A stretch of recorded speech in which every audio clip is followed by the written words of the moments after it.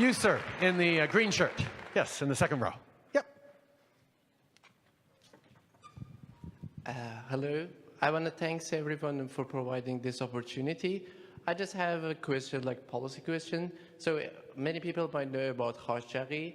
So after he killed very bad at the Saudi Arabia embassy, so why Canada doesn't stop the deal, which is a weapon deal, with the Saudi Arabia? I know that US and the Canada, we are like brothers, and somehow it's not possible to become independent from a good friend, US, maybe Trump, I hope not.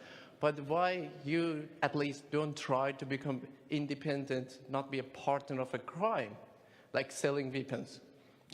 No, thank you. Thank you for your question. First of all, Canada has been very, very clear on issues around Saudi Arabia, that we have real concerns around human rights. We actually got significantly sanctioned. They pulled their embassy, their ambassador. The Saudis were going after or inciting or removing Saudi students from international students from schools across the country. There was a significant diplomatic conflict with Saudi Arabia just last summer because we spoke up so loudly and clearly on the unjust arrest of women's rights activists in Saudi Arabia.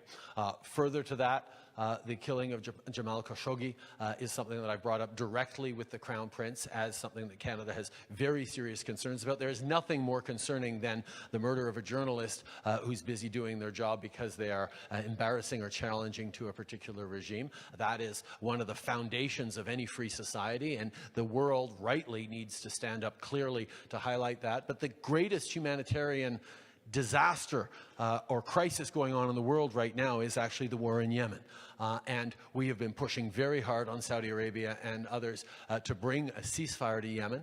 We are in a moment of ceasefire right now, and Canada is working with the United Nations to try and keep pressure on succeeding with this ceasefire and getting the humanitarian help to the tens of millions of people who are starving in Yemen right now. So there are a lot of things that we have very real concerns about Saudi Arabia on, and Canada has been one of the more vocal countries in engaging with this. So I totally understand your question on why then are we continuing with a contract to sell light armored vehicles to Saudi Arabia.